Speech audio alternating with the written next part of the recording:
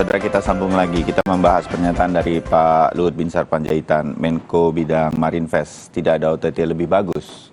Masih ada Johan Budi dari Komisi 3 DPR RI, Zainur Rohman dari Pukat UGM, dan juga Pak Muhammad Yasin, mantan Komisioner KPK. Kalaupun kita mengangkat lagi kasus ini, OTT dan segala macam, sebetulnya sekarang kita udah mengerti OTT adalah tindakan dan pencegahan sebetulnya berjalan beriringan. Itu sudah roh di KPK, mudah-mudahan ini terus berjalan. Banyak atau tidaknya, mudah-mudahan kalau sekarang tidak banyak artinya adalah banyak kehati-hatian, amin begitu, dari KPK untuk mengungkap kasus-kasus dan memilih yang kemudian memberikan efek awareness terhadap korupsi di Indonesia. Tapi kenapa dari sejak dulu KPK dibentuk sampai sekarang udah nggak terhitung OTT, sudah tidak cukup banyak yang mengungkap hal-hal yang membuat kita terbelalak bahwa KPK sebegitu mengguritanya dengan tokoh yang melakukannya atau orang yang melakukannya, dengan besarnya angka yang dikorupsi, Mas Zainur. Tapi kenapa sepertinya kita melihat kok jalan terus nih korupsi, nggak jerak juga, Mas Zainur? Ya, menurut saya OTT-nya kurang banyak, Mas Bayu, dibandingkan Oh gitu. angka real terjadinya tindak pidana korupsi. Sehingga para pelaku tindak pidana korupsi itu masih berani, Mas Bayu. Jadi, tindak pidana korupsi itu punya tipologi yang berbeda dengan jenis tindak pidana yang lain. Tindak pidana korupsi itu bermotif ekonomi, ingin memperkaya diri sendiri. Pelakunya itu sangat logis, mempertimbangkan untung rugi. Kalau potensi terungkap resiko melakukan korupsi itu lebih rendah daripada potensi keuntungan melakukan korupsi, maka pelaku tindak pidana korupsi itu akan melancarkan aksinya.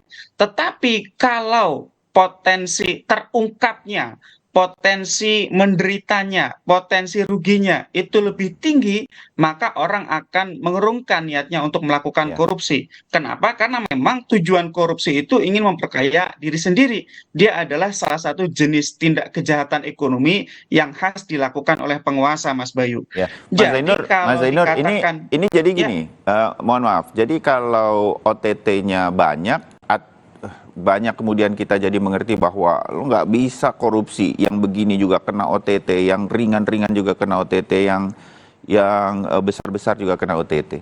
Jadi lebih baik banyak atau sedikit tetapi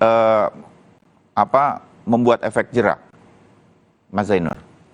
tentu idealnya adalah tanpa pandang bulu, Mas Bayu. Yaitu setiap telah terjadi tindak pidana itu dilakukan OTT. Tetapi sekali lagi KPK punya keterbatasan sumber daya. Hanya 1 triliun anggaran per tahun, maka kalau pembahasannya adalah OTT oleh KPK harus berdasarkan prioritas.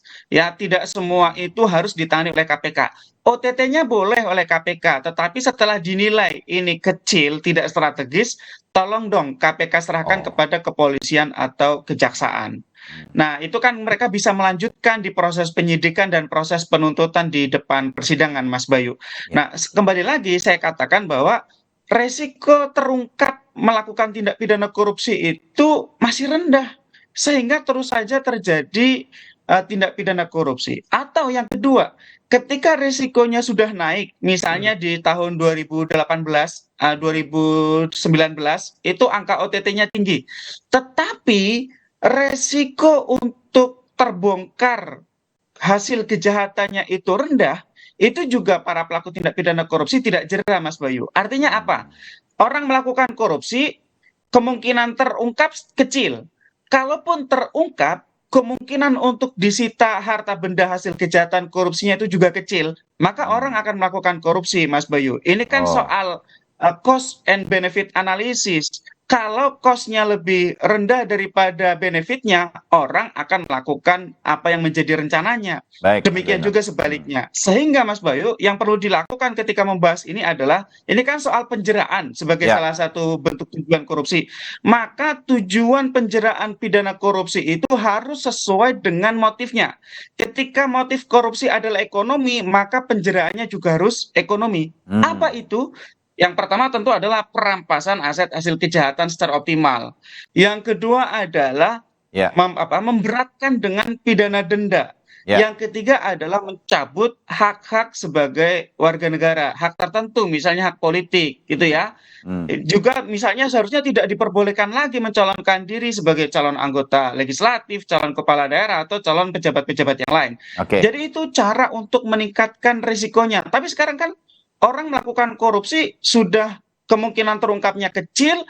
Kalau sudah korupsi di dalam bisa beli fasilitas di sel yang mewah, kemudian juga harta hasil korupsinya belum tentu terungkap, Ya. sudah dilarukan ke luar negeri, masih mendapat banyak fasilitas berupa remisi, cuti menjelang bebas, yang itu kemudian nanti akan mengurangi di dalam lembaga pemasyarakatan hingga separuhnya, Mas Bayu. Ya, Oleh karena itu kita ya dapat poinnya, orang Mas. tidak takut lagi melakukan korupsi di Indonesia. Sehingga Ya. saya katakan OTT-nya kurang banyak, ya, penjeraannya juga tidak sebanding dengan potensi untuk keuntungan tindak pidana korupsi yang dilakukan, Mas Ya, Bayu. oke. Saya ke Mas Johan untuk itu. Mas Johan, di DPR, Komisi 3 mungkin juga bersama komisi yang lain. Betul juga yang Mas Zainur katakan nih. Begitu keluar, masih tetap kaya raya mereka koruptornya. Mas Johan. Ya, jadi ini diskursus atau diskusi kita jangan soal banyaknya OTT atau sedikitnya OTT menurut saya. Kalau Tapi begitu, proses KPK ini melakukan penindakan ya. Sekali lagi OTT itu bagian kecil dari penindakan yang dilakukan oleh KPK ya. Ya. Jadi yang perlu disoroti adalah KPK mengusut makin banyak kasus yang diusut oleh KPK, pencegahan makin intensif dilakukan oleh KPK, maka hal-hal yang berkaitan dengan pemberantasan korupsi itu pasti akan, menurut saya pasti akan menurun gitu. Pertanyaannya adalah kenapa kok banyak OTT korupsi masih banyak? Kenapa ada OTT sedikit korupsi masih banyak? Gitu kan tadi diskusinya. Tapi orang tidak melihat bahwa tugas KPK itu yang tadi saya sampaikan di awal ada 5 ya paling tidak. Itu heavy-nya, porsinya sebenarnya harusnya sama ya, seimbang. Jadi antara penindakan dengan pencegahan itu dilakukan secara simultan dengan kecepatan yang sama. Jadi bisa menindak dulu baru kemudian perbaikan sistem, mencegah tadi dengan mulai perbaikan sistem, atau mencegah dulu kemudian baru dilakukan penindakan. Kalau misalnya proses mencegah itu di-ignore ya, atau diabaikan oleh kementerian atau lembaga. Ya. Tadi Pak Yasin mencontohkan di BI misalnya. Dulu kita kajian sistem dulu waktu di BI itu. Ada kartu kredit yang unlimited misalnya yang digunakan oleh deputy atau oleh pejabat di BI itu diubah. Kemudian dilakukan proses kajian sistem atau sistemnya dikasih oleh KPK, ini harus diubah gitu. Tadi yang haji pencegahan dulu, dikasih rekomendasi ada 48 tadi disampaikan, tapi tidak dilaksanakan menyeluruh. Itu kemudian dilakukan penindakan. Poinnya Mas Johan, apa yang belum terjadi sehingga kemudian korupsi masih sepertinya masih begitu banyak dan nggak ada jeranya? Kalau menurut saya, kenapa korupsi selalu terjadi ya, dan bisa banyak atau sedikit itu tergantung yang ditangkap ya. Itu ada beberapa hal ya. Ini perlu komitmen oleh semua pihak.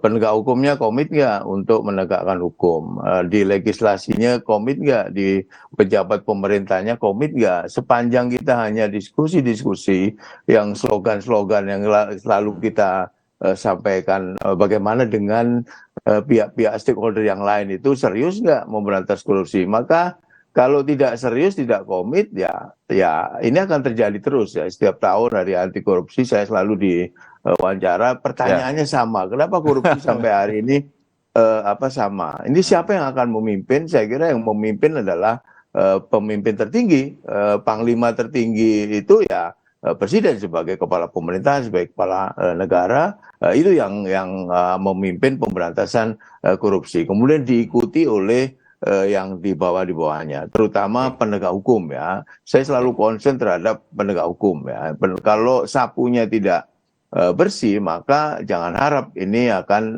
bisa dikurangi korupsi itu. Yang ketiga, keteladanan ini yang jarang diungkap. Kita merindukan orang-orang seperti Bung Hatta misalnya, Bung Karno, kemudian yang Jaksa Agung Baharudin Lopa yang waktu itu yang kehidupannya sederhana.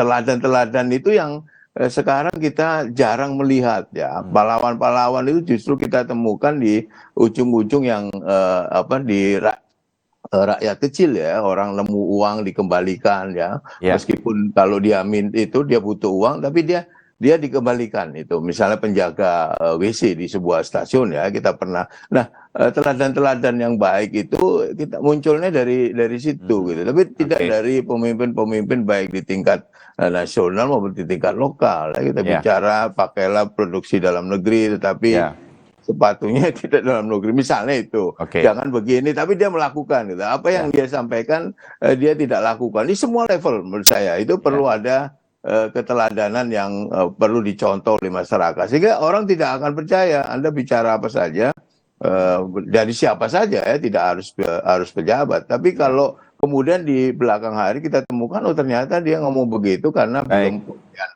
korupsi misalnya. Itu yang saya garis bawahi yang dari pendapatnya Mas Johan. Kita kan mau memilih presiden nih sebentar lagi. Mudah-mudahan ada yang punya komitmen yang kuat berkaitan dengan anti korupsi di Indonesia. Pak Yasin, kalau begitu mungkin ini sebagai penutup kita membahas pernyataan dari Pak Luhut. Jadi tidak ada OTT yang dilakukan oleh KPK belum tentu lebih bagus ya, Pak Yasin? Ya, jadi kita berbicara dulu mengenai persentage yang dikaitkan dengan risiko. Misalnya Bupati Wali Kota itu kan ada 534. Taruh yang ditangkap 10, itu tidak mungkin dalam setahun itu nangkap 10. Itu persentasenya hanya 0,53%. Artinya apa? Jadi peluang untuk korupsi di semua pejabat daerah itu besar sekali, dan yang ditangkap KPK itu hanya yang apes.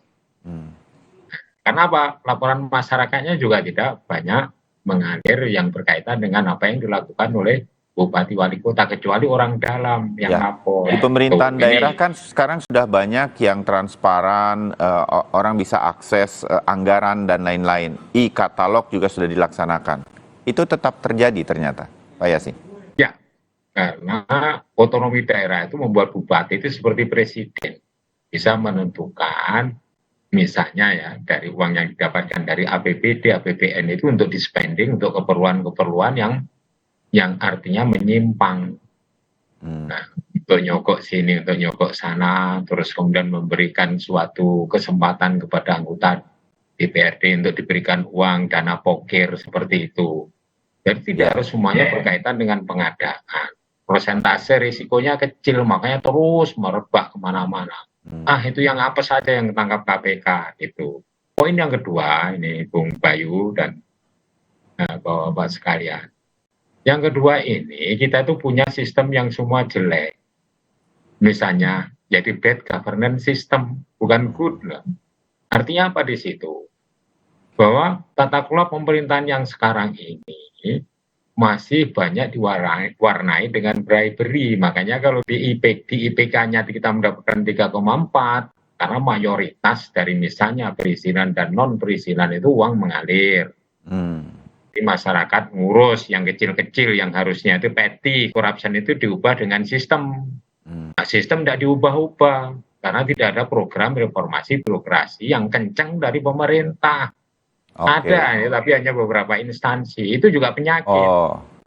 Nah, jadi bad political system artinya harus bayar mahar. Ya, misalnya kalau mau, misalnya menjadi anggota legislatif daerah maupun pusat, menjadi pejabat daerah, itu juga harus ada uang maharnya dan ada uang serangan subuh misalnya, seperti itu. Jadi secara keseluruhan bisa kita simpulkan bahwa PR kita itu banyak. Banyak PR kita ini untuk memperbaiki sistem-sistem bad political system diganti menjadi good political system. Bad governance diganti dengan good governance. Bad corporate governance misalnya. Di swasta itu juga suap menyuap. itu. Korupsi di sektor swasta belum ada undang-undang yang mengatur secara khusus. Walaupun di UNCIC mengamanatkan bahwa harus ada undang-undang yang mengatur swasta ke swasta korupsinya itu. Oh. Di negara-negara tetangga kita itu ada undang-undang itu, kecuali Indonesia gitu loh. Jadi gitu simpulannya, yaitu banyak PR. Jangan membuat suatu kontroversi yang sebenarnya membuat lelah dan tidak mengedukasi masyarakat Ya, seperti ini. baik. Masyarakatnya bingung. Itu Bung Bayu. Baik, Pak Yasin, Mas Zainur, Mas Johan, saya garis bawahi pernyataan dari Pak Yasin. Sebenarnya kita masih banyak PR. Perubahan sistem yang bisa mengurangi kemungkinan korupsi pun ternyata kita belum sepenuhnya melakukannya. Ada yang sudah melakukannya, dijadikan percontohan, tapi belum ditiru oleh semua pihak. Nah, mungkin PR-PR seperti ini yang harus kita selesaikan. Dan kita belum akan selesai untuk bicara soal anti korupsi di Indonesia. Sama Jadi hari siapa yang menyelesaikan itu pertanyaannya. Semuanya harus menyelesaikan. Semua harus menyelesaikan. jadi Dan bukan hanya Mas Johan, Pak Yasin, dan juga Mas Zainur saja. Kita akan bertemu lagi. Mudah-mudahan yang kita obrolkan pagi hari ini mengetuk banyak pihak untuk kemudian mengurangi korupsi yang seharusnya baik buat kita semua di Indonesia. Terima kasih untuk diskusi pada pagi hari ini. Sampai ketemu lagi. Selamat pagi. Selamat pagi. Salam sehat. Selamat pagi. Salam sehat. Saudara, setelah dialog kita pagi hari ini, kita akan jeda dan kemudian nanti pas kali Siswari akan menghadirkan lagi informasi-informasi lain untuk Anda. Di antaranya, setelah jeda, Sapa Indonesia Pagi akan menghadirkan informasi mengenai Presiden Joko Widodo